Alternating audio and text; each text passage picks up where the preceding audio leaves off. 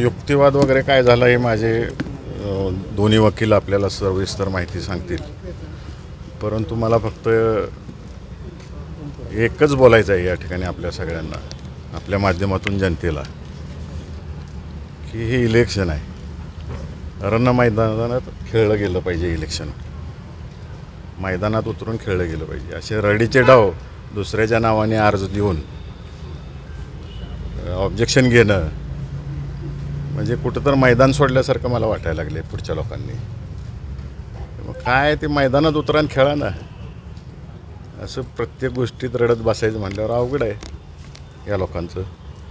मग आता मी पूर्ण सज्ज आहे मैदानात खेळायला. त्यांनी उतरावं, त्यांनी खेळावं. असं रडीचं डाव खेळायचं बंद करा.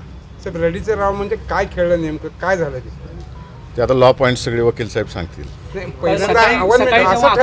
आला तेव्हा आपली आणि निंबाळकर साहेबांची भेट झाल्याचं काहीतरी बोलणं झाल्याचं देखील तुम्ही तुमच्यावर ऑब्जेक्शन घेणार नाही असं काय झालं? हो, झाली होती तशी चर्चा की फेअरली खेळू, आपण दोघं मैदानात लढू, आणि पुन्हा वेगळा अर्ज दिला गेला. तुम्हाला गाफील ठेवून डाव साधण्याचा प्रयत्न हो केला, परंतु कायद्यानं मी स्ट्रॉंग होतो.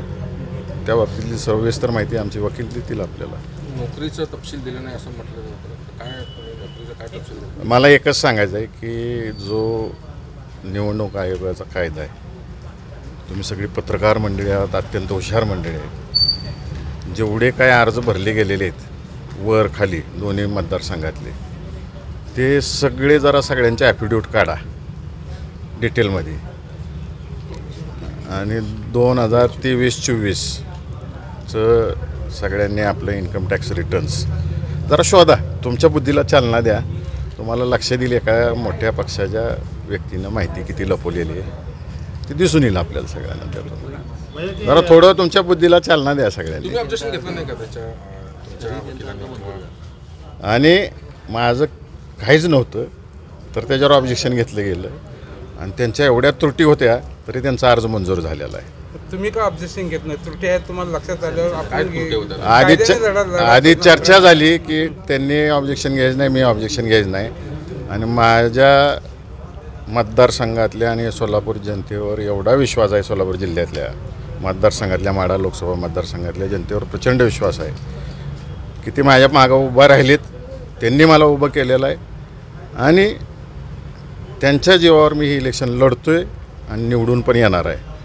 त्यांना ह्या सगळ्या भीती वाटायला लागलेत म्हणून हे सगळे डाव चाललेले आहेत त्यांचे. पूरक अर्ज देखील भरला होता विजयदादांनी.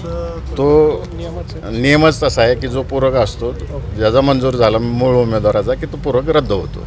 त्यांच्या त्रुटी होत्या तर तुम्ही ऑब्जेक्शन घेतलं नाही का? त्यांच्या त्रुटी कोणाचे त्रुटी होत्या तरी त्यांचा अर्ज मंजूर झाला आहे. मगाशी तेच सांगितलं आपल्याला. तुम्ही घेतलं नाही का? तुम्ही विषय जनतेतून ठरवायचं तर या निवडणुकीत मला जनतेतनं लढायचं आहे. जनता माझा निकाल ठरविला. असलं ऑब्जेक्शन पिब्जेक्शनमध्ये मला वेळ वाया घालवायचा नाही. कालच्या एकंदरीत निकालामुळे ही सगळी परिस्थिती, म्हणजे कालचं जे काही आपल्याला समर्थन आलं आहे म्हणजे जानकरांचं, त्याच्यामुळे कुठेतरी अशा पद्धतीचा प्रयत्न झाला असं वाटतं. अशा अनेक गोष्टी 7 तारखेपर्यंत होणार आहेत. बघत राहावं सगळीजण. फक्त माढ्यात नरेंद्र मोदींची सभा होणार आहे. जनता विरुद्ध पुढारी इलेक्शन आहे. जनतेने इलेक्शन हातात घेतले, आणि माझ्या जनतेवर प्रचंड विश्वास आहे आणि प्रेम पण आहे. त्यांचं माझ्यावर आहे, आमच्या कुटुंबावर आहे, माझं पण त्यांच्यावर आहे, आणि आदरणीय पवारसाहेबांवर सगळ्यांचं प्रेम आहे आमचं.